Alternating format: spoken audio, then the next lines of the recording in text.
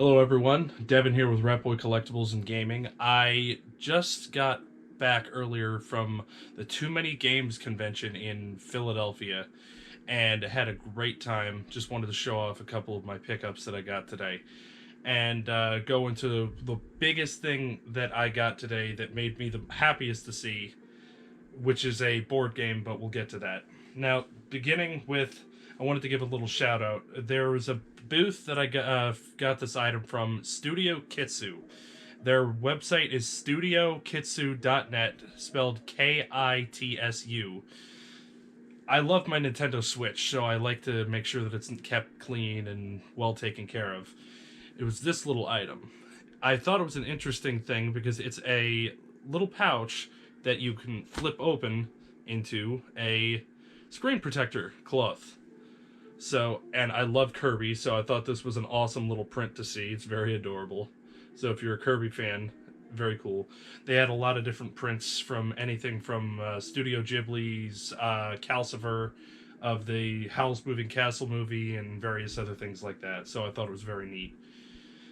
Now, moving on, Limited Run Games was also at this convention, and for people who don't know what they are a company that go to indie developers of video games, and usually these games never get released as a physical edition. They're only digital.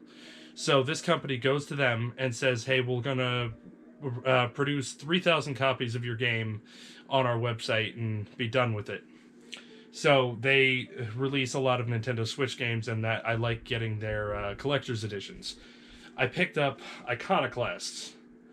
I'm going to be honest, I was very turned on to the game just by the artwork on the back, and I heard that it was a Metroidvania style game, and I am a big fan of the Super Nintendo, so I liked the special edition, the way the box looked.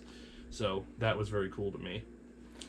I accidentally squished the box a little bit in my backpack, so that's why I decided to open it. I'm just going to pop it open real quick just to show it off.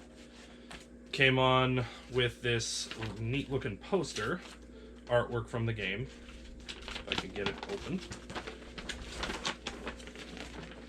So it's hard to hold, but that's the poster. And the back, I'm assuming these are various characters that show up within the game. So very cool. I'm probably just going to keep that within the case, though.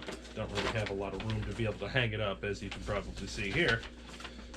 But we're going to fold that back up in a moment. Well, actually, no, it worked. So it also came with a soundtrack with a lot of tracks on it. So that's very interesting to see. And then, obviously, the game. I already popped the game into my Switch case, and again, I like the fact that Limited Run does these with the instruction booklets that don't seem to happen a lot often, so that's very interesting to see as well. The inside of the case has kind of the same print as the inside or the other side of that poster. So I'll pop that back in its box in just a moment. Now this is the thing that made me the most excited. There was a board game stand at this place. I was looking at it, and I actually had to go back a second time just to make sure that I didn't miss anything. I saw a shelf that was under where the register was. I immediately had a jaw drop. A lot of people probably don't know about this game. It was a PC game called Seventh Guest.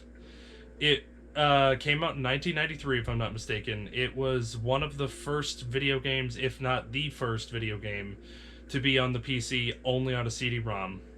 It was an interactive, horror-based puzzler, kind of like Myst. And I honestly, it's been years since I've played it. Don't really remember a lot about it, but I think it's why I like horror-based things so much. So it was very cool to see this. A board game was made about the Seventh Guest. Evidently, it was a Kickstarter thing. I hadn't heard about it up until just today. I had to pick it up, so I was going to do a quick unboxing here to see what's in it and show it off. So let's see. I love the artwork on the back of the box, and then we have the back of the box here. Got some ghoulish characters, and them they're actually playing the board game. So let's see what's inside. So obviously we have our rule book. And the board, so let's look at that here. Alright, so evidently this is going to be just basically a map of the house that you play the board game in, or the video game in, sorry. So, definitely very accurate to the original game. I like that, so that's very cool to see. I cannot wait to be able to play this. So, it has a lot of cards to this. There's the destination cards. I think these are some sort of mystery cards. There's hidden messages on the backs of these cards that need to be revealed with a item right here. They call it the magic viewing window, if I'm not mistaken. I think magic decoder window, sorry.